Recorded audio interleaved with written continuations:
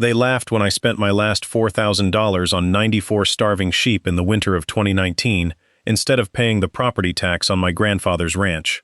Comment below with the state or country you're watching from if you've ever bet everything on an animal nobody else wanted, and hit subscribe before this gets worse. Because it does.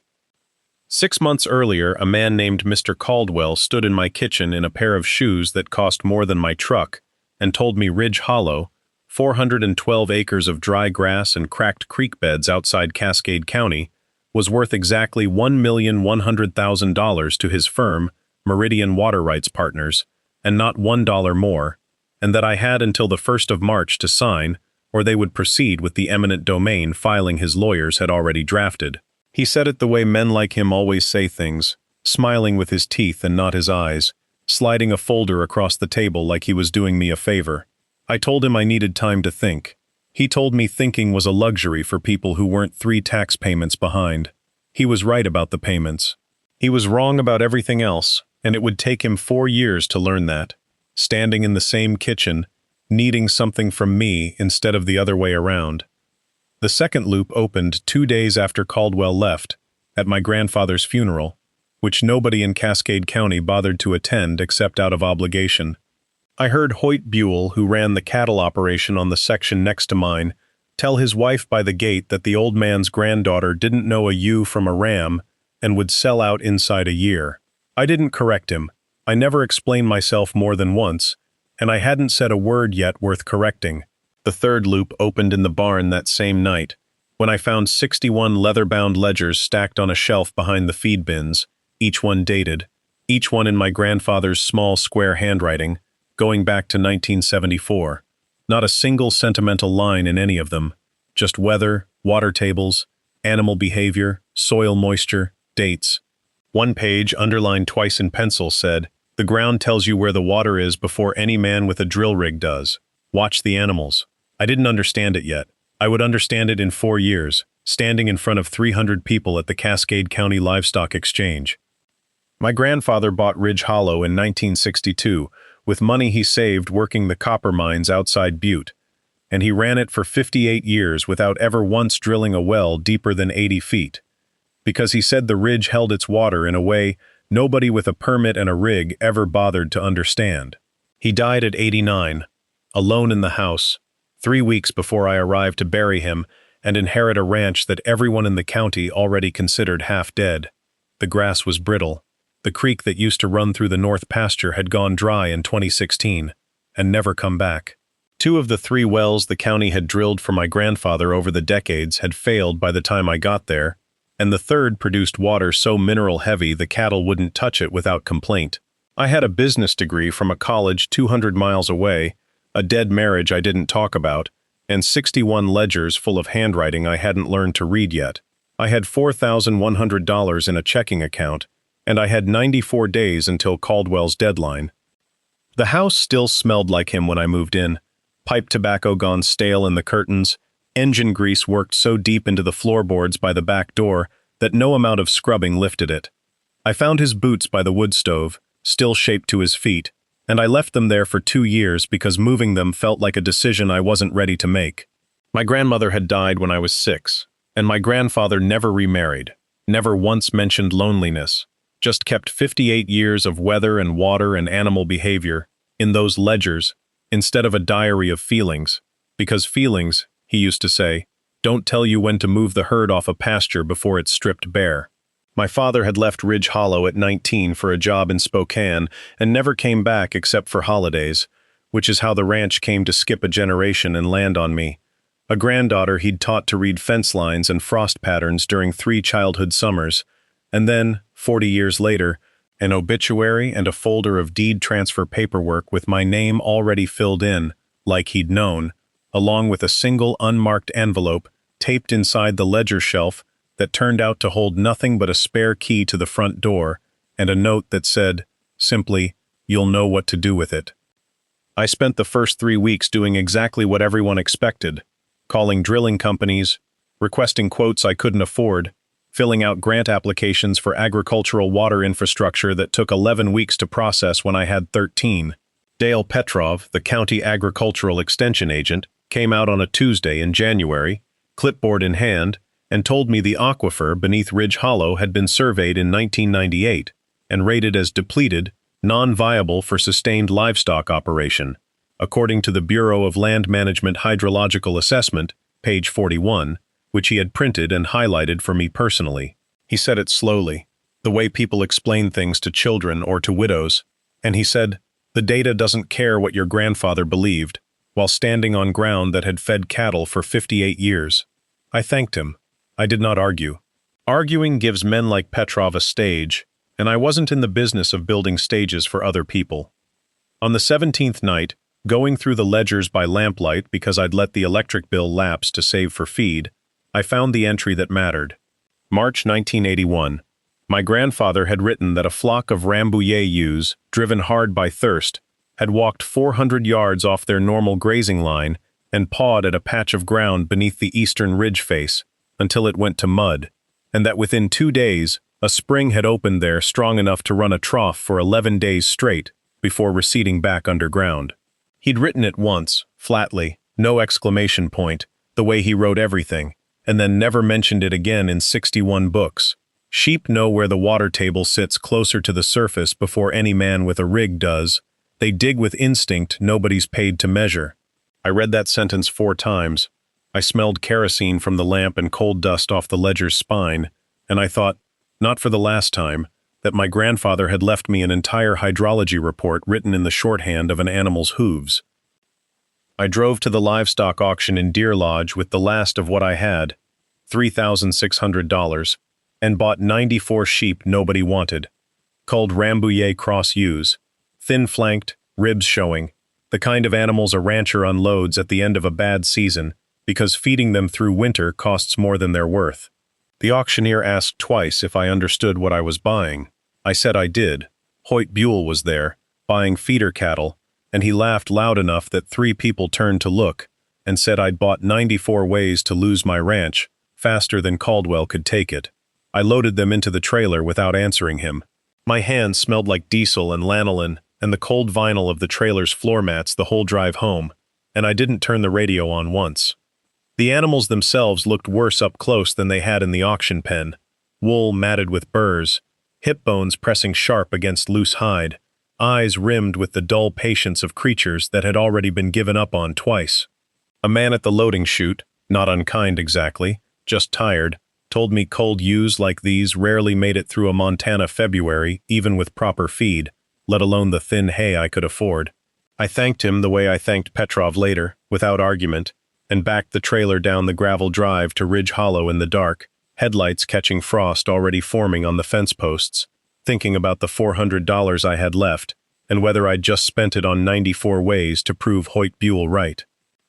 I turned those sheep loose on the eastern ridge pasture on a Thursday in late January and did nothing else.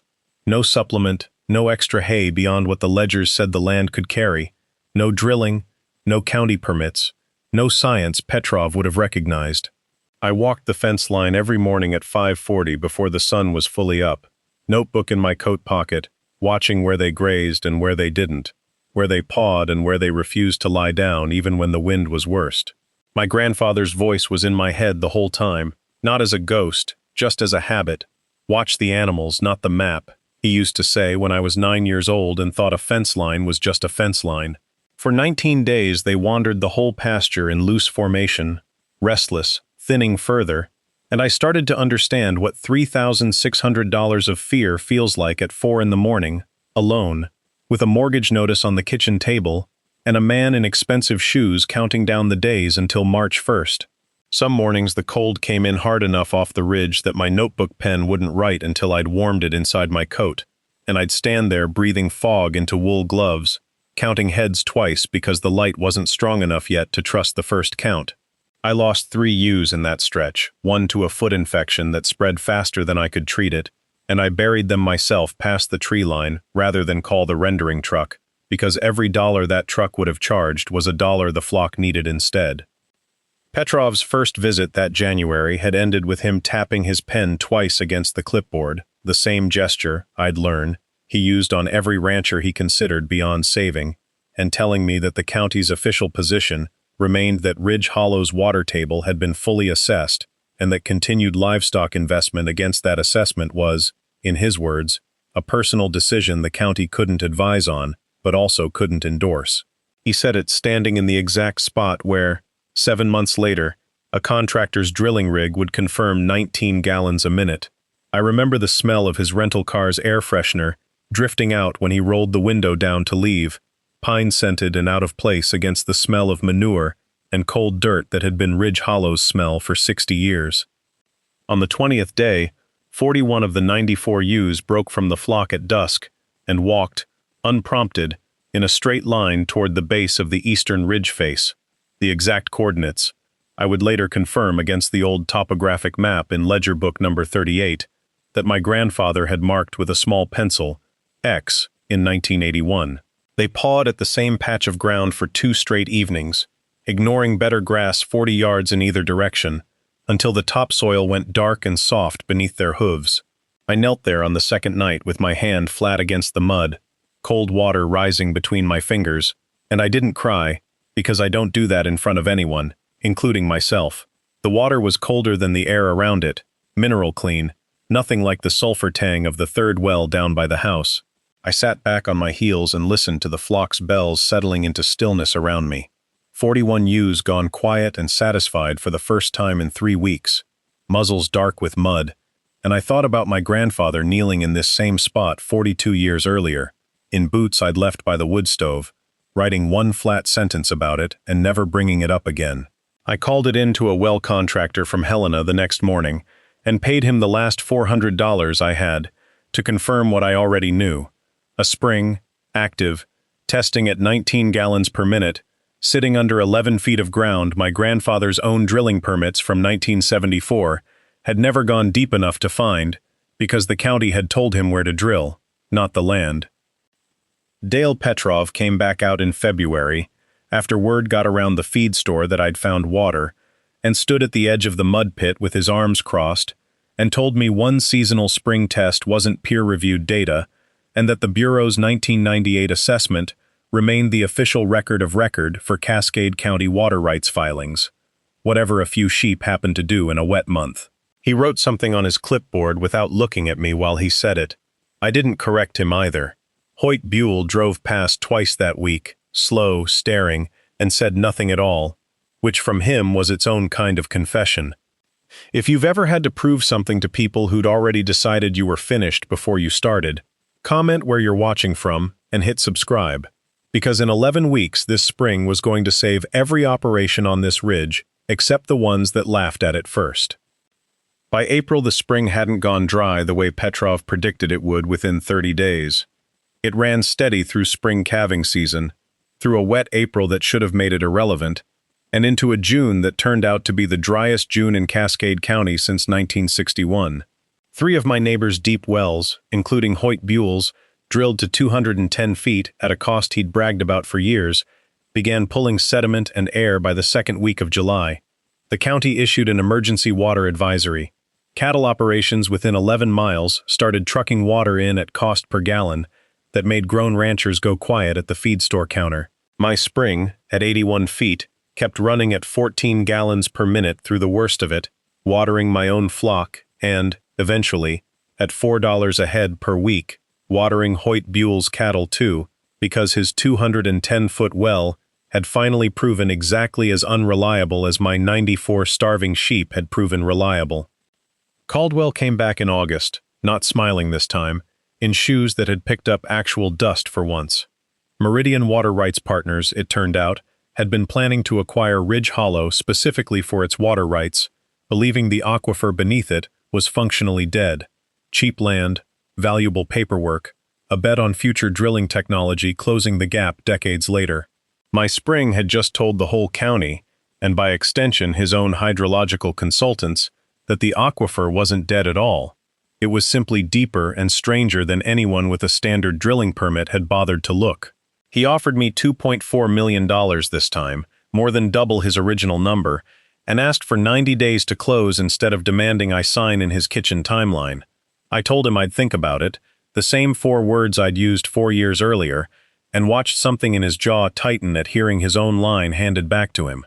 His shoes, I noticed, were the same brand as before, just dustier, and he didn't sit down this time, just stood in the doorway with the folder still under his arm, unopened, as if some part of him already knew I wasn't going to ask to see the number written down. A junior associate from Meridian's legal office, a man named Ellery, came out the following week alone, in a rental car that got stuck twice on the gravel drive, to clarify the terms and suggest, gently, that continued delay might complicate the water-sharing arrangements the county was already drafting for the corridor. I told him the county board would decide what complicated things and what didn't, and that Ridge Hollow wasn't a delay, it was a decision already made, just not one Meridian had been consulted on. He wrote something down and left without finishing his coffee. There was one night in July, before the county advisory, before Caldwell's second visit, where I sat on the porch step with ledger book number 38 open on my knee and doubted every decision I'd made since January. The bank had sent a second notice. 2 of the ewes had died of a foot infection I couldn't afford to treat properly. I remember the smell of sage after a heat that hadn't broken in 9 days, and the sound of the flock's bells clinking faint and irregular down by the ridge. And I remember thinking that watching animals paw at mud was not a strategy, it was a woman running out of better ideas, dressing panic up as patience, and that a folding table full of certified numbers was still 11 weeks away, and 11 weeks was a long time to sit alone with a bet nobody else believed in. Then I found, on the inside back cover of that same ledger, 4 words in my grandfather's hand I hadn't noticed before. The ground never lies. I sat with that until the bells went quiet and the stars came all the way out, cold enough by then that my breath fogged even in July, and I thought about the difference between a man who'd spent 58 years learning to trust something slow, and a woman who'd had 7 months and expected the same certainty. I thought about calling my father in Spokane, the way I sometimes did when the loneliness of the house got loud enough to notice, and decided against it, because he'd only ask questions I didn't have steady answers for yet. In the morning I went back to walking the fence line at 5:40 like nothing had happened, because nothing had. I'd just needed reminding, the way the ledgers themselves were nothing but 61 years of a man reminding himself, one flat sentence at a time, not to trust his own fear over what the land had already told him twice before. The Cascade County Livestock and Water Rights Exchange holds its autumn assembly every September, and in the fall of 2023, the year the drought made national agricultural news, the county board invited 3 water sources to present verified output data to an open assembly of ranchers, water rights buyers, and county officials, because 11 operations along the Ridge Corridor were negotiating shared access agreements for the coming dry years. I stood at a folding table in the exchange hall with the well contractor's certified test results, 4 years of my own handwritten logs, and my grandfather's original ledger open beside them, in front of roughly 300 people, including Dale Petrov in the second row, and Hoyt Buell near the back with his hat in his hands. I read the numbers without raising my voice. 19 gallons per minute at initial test, sustained at 11 to 14, through the worst recorded drought in 62 years. 0 mechanical failure, 0 drilling cost, beyond the original $400 in confirmation testing. The hall smelled like coffee gone bitter in urns that had been sitting since morning, and folding chairs scraped against the concrete floor every time someone shifted, and outside the tall windows the light was already going amber with early autumn, the kind of light that used to mean the first cutting of hay was overdue. Petrov stood up to speak first. He straightened his tie before he did it, a habit I recognized from 4 years of watching him prepare to be condescending. He said the results were anecdotally compelling, and asked whether the Bureau's original assessment should be considered superseded, and he said it looking not at me, but at the county board chair, as if I were a specimen rather than a person in the room. I said the ground had already answered that question in July, and the county's own emergency advisory was the citation, and that any assessment claiming otherwise was welcome to explain the 14 gallons a minute that had kept his own department's demonstration herd watered for 6 weeks that summer, off my spring, at my invitation. A few people laughed, quietly, the kind of laugh that isn't meant to be loud. He sat back down. Caldwell, at the front table representing Meridian's revised offer, did not stand at all. He simply nodded once when the board chair asked whether his firm would honor the water-sharing terms I proposed, instead of the acquisition Meridian had originally filed for, terms that let me retain full ownership of Ridge Hollow in the spring, with Meridian paying an annual access fee to 3 neighboring operations, mine included, at a rate the board itself would set. Hoyt Buell caught my eye once from the back row and looked away first. In the 4 years since, Ridge Hollow has never been bought, drilled beyond what the land itself asked for, or subdivided.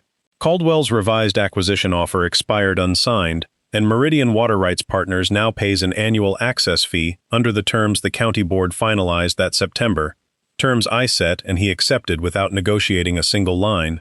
Dale Petrov transferred to an administrative post 2 counties over the following spring, after the Bureau's 1998 assessment was formally revised at the state level to account for what the assessment's own authors called unmapped shallow aquifer behavior in ridge-adjacent formations, 4 words that never once mentioned sheep, though everyone in that room in September knew exactly what had mapped it.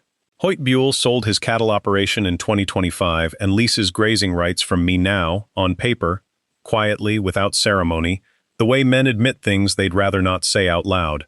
The first time he came to sign the lease, he stood in the same kitchen Caldwell once stood in, turning his hat in his hands, and said the sheep thing had been a hell of a bet, and I said it hadn't been a bet at all, it had been 58 years of somebody else's notes, and he didn't have an answer for that, just nodded and signed where I pointed.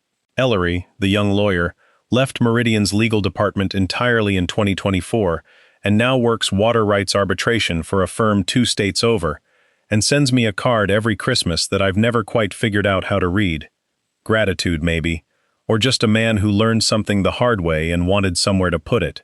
I never expanded past 412 acres, never sold water rights to a bottling company that offered 8 figures in 2024, never let the ledgers become a brand or a workshop or a book deal, because my grandfather didn't write them to be sold, he wrote them to be used, and I still walk the fence line most mornings at 5:40 with the same coat pocket notebook, adding pages to a set of records that will be 62 volumes deep by the time I hand them to somebody who's earned them.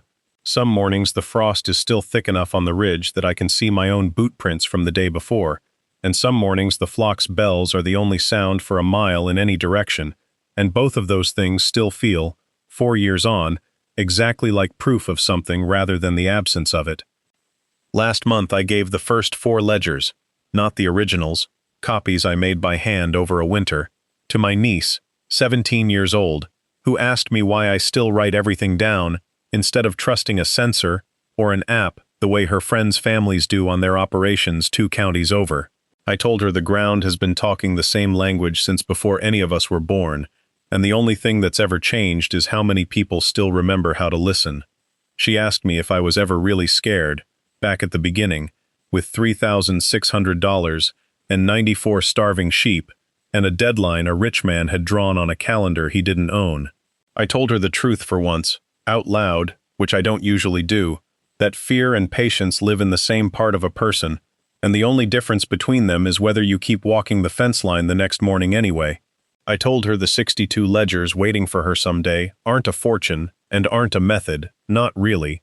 They're just proof that somebody paid attention long enough for the proof to matter, and that the day she stops trusting what her own eyes tell her over what a clipboard tells her is the day she should hand the ledgers to someone else. She didn't say anything for a while after that, just turned the leather cover over in her hands the way I once turned my grandfather's boots over in mine, deciding whether she was ready. Say it in weather. And that's the part of this story I haven't told anywhere else, the part about what actually happened the night before the county assembly, when I almost didn't show up at all, and what Caldwell said to me afterward in the parking lot when he thought no one was listening. If you want that story, you already know what to do, because you've sat through this whole one, and somebody who sits through a whole story like this one isn't the kind of person who leaves without hitting subscribe first.